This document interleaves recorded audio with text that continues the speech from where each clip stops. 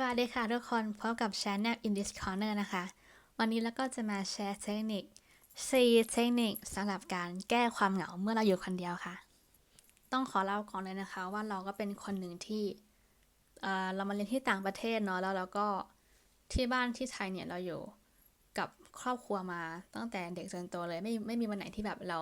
ไม่เคยอยู่บ้านคนเดียวเลยแต่ซึ่งพอเรามาอยู่ที่ต่างประเทศหรือว่าสำหรับใครที่อาจจะขึ้นเป็นแบบเด็กหอเด็กมหาลัยอย่างเราอะไรเงี้ยก็ต้องออกมาไกลบ้านเนาะซึ่งบางทีเราก็ต้องอยู่คนเดียวอะไรอย่างนี้แล้วบางวันเนี่ยหรือบางเวลาเราก็อาจจะมีเหงาบ้างเช่นอาจจะไม่ได้มีเพื่อนเมื่อเราอยู่แบบปีหนึ่งแรกๆหรือว่ามาต่างประเทศแรกๆนี่เราอาจจะไม่รู้อะไรเลยแล้วก็อาจจะอยู่คนเดียวในช่วงแรกนั้นก็เลยอาจจะเป็นสิ่งที่เราก็อาจจะเคยเผชิญมาเหมือนกันหรือว่าเพื่อนๆก็อาจจะเผชิญอยู่ณตอนนี้นะคะมาเริ่มมาเลยเทคนิคที่1ค่ะของเราก็มาเรียนที่ประเทศนิวซีแลนด์เนาะอยู่ตอนนี้ก็อยู่ปี3แล้วแต่ว่า2 ปีที่ผ่านมาเนี่ยก็คือยังปรับตัวไม่ได้สิ่งที่เราทำเลยก็คือเราอาจจะหาเพื่อนที่แบบเป็นฟิสิกอลอะก็คือเราสามารถไปมาหาสู่กันได้เช่นอาจจะไปกินข้าวกับเขาได้นั่งเรียนกันที่ไลบรารีได้ห้องสมุดอะไรเงี้ยหรือเรียนห้องเดียวกันหรือหลังจากกินข้าวเรียนเสร็จก็อาจจะแบบไปเล่นกีฬากันนี้ก็ได้ก็คือหาเพื่อนที่สามารถที่จะแบบมีเวลากับเราไม่ใช่แค่แบบโทรอย่างเดียวนะคะแต่ถ้าสำหรับคนที่ยังไม่มีเพื่อนที่เป็นฟิสิกอลเราก็อาจจะ call กับเพื่อนที่ประเทศไทยหรือว่าเพื่อนที่เราสนิทสมัยม .6 อะไรอย่างนี้มันก็จะเป็นการช่วยเราให้แบบให้รู้สึกว่าเรามีสามารถแชร์เรื่องราวกันได้หรือว่าก็มีเขาอยู่เคียงข้างเราอะไรอย่างนี้ซึ่งทุกคนคงเข้าใจใช่ไหมคะว่าเพื่อนม .6 หรือว่าเพื่อนสมัยก่อนที่ยังไม่ใช่เพื่อนปัจจุบันเมื่อเราขึ้นมหาลัยเนี่ยก็จะมีความสนิทสนมมากกว่าเพื่อนในมหาลัยนะคะเพราะว่าก็อยู่โรงเรียนเดียวกันมาแบบตั้งนานละอะไรเงี้ยมันก็จะยังจึงกันติดอยู่เนาะยังไม่แบบห่างกันขนาดนั้นแล้วก็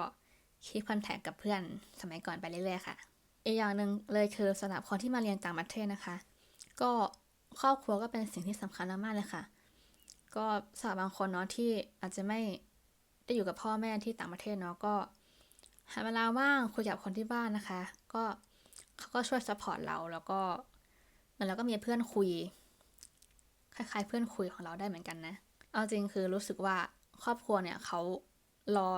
รอสายเราอยู่แล้วอยู่ที่ว่าเราจะเริ่มโทรไปตอนไหนสำหรับเรารู้สึกว่าครอบครัวเนี่ยเขาสามารถแบบรับสายโทรศัพท์เราได้ทุกเมื่อไม่ว่าจะเป็นเช้ากลางวันเย็นเลยนะคะแต่ถ้าจะเป็นเพื่อนเนี่ยเขาก็อาจจะรับได้บางเวลาหรือบางคนก็อาจจะรับคุยทุกวันไม่ได้แต่ว่าครอบครัวเนี่ยคือเขาบางทีเขาอาจจะรอโทรศัพท์เราอยู่นะคะต่อไปเทคนิคที่2นะคะก็คือ หาคอมมูนิตี้ที่แชร์ความสนใจร่วมกันค่ะซึ่งมันก็คืออาจจะเป็นชมรมคลับไทยที่มหาลัยหรือว่าอาจจะเป็นชมรมที่เราชื่นชอบอย่างเช่นชอบกีฬาอะไรอย่างนี้ก็เข้าชมรมตีแบดหรือว่าชมรมฮอกกี้อะไรอย่างนี้ก็ลองดูตามมหาลัยนะคะว่าเขามีอะไรให้ที่เราสนใจได้บ้างหรือคอมมูนิตี้ที่แชร์ความชอบร่วมกันก็อาจจะเป็น ในแก๊ง Discord นะคะที่อาจจะเล่นเกมที่เราชอบด้วยกันหรือว่าเป็นชอบอนิเมะก็จะอาจจะมีการพูดคุยเรื่องนี้กับเพื่อนที่สนใจร่วมกันค่ะเทคนิคที่3นะคะก็คือเราก็ต้องอยู่กับตัวเองให้ได้นะคะในเมื่อเราไม่มีใครเลยเราอยู่คนเดียวเราก็ต้องอยู่คนเดียวให้ได้ขอดูโพสนิดหนึ่งก็คือถ้าเราเป็นเพื่อนกับตัวเองได้ไม่ว่าเราจะไปอยู่ที่ไหนบนโลกไม่ว่าจะเป็นมหาสมุทร กลางทะเลทรายหรือว่ากลางหุบเขาแล้วก็ยังจะเป็นเพื่อนของตัวเองได้เหมือนกันค่ะเทคนิคสุดท้ายนะคะเทคนิคที่เป็นอะไรที่สำคัญมากๆสำหรับคนที่อยู่ด้วยตัวเองไม่ได้เป็นเพื่อนกับตัวเองไม่ได้เลยอะไรเงี้ยหรือลองทุกอย่างแล้วก็ยังทำไม่ได้นะคะเทคนิคสุดท้ายก็คือเราอาจจะลองหาคู่ซีหรือเพื่อนซีที่สุดสำหรับเราคือคนที่จะคอยอยู่เคียงข้างเราไปตลอดไม่ว่าเราจะเกิดอะไรขึ้นไม่ว่าเราจะเป็นทุกข์หรือเป็นสุขแล้วก็จะมีเพื่อนคนนั้นในทุกยามเมื่อค่ะเอาง่ายๆก็คือเพื่อนที่ใช่นั่นเองเพราะว่ารู้สึกว่าเวลาเราขึ้นมหาลัยเนี่ยเราก็จะเจอเพื่อนที่แบบหลากหลายมากๆก็ บางคนเขาก็อาจจะไม่ได้จริงใจกับเรา หรือว่าบางคนเขาก็อาจจะมาเล่นๆกับเราอะไรอย่างนี้ ซึ่งเรารู้สึกว่าการหาเพื่อนที่สนิทนั้นมันแบบค่อนข้างยากสำหรับเรา กว่าจะเจอคนที่แบบ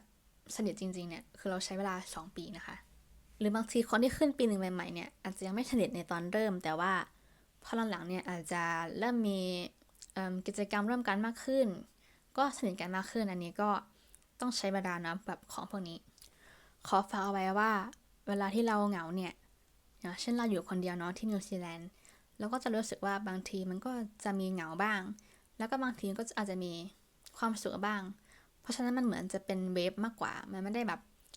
มีความทุกข์ตลอดเลยอะไรเงี้ยแล้วก็ต้องหาแบบอะไรทำตลอดเวลา ไม่ให้เรายุ่ง เพราะว่าถ้าเรายุ่งเราก็จะไม่มีเวลาคิดเรื่องอะไรอย่างนี้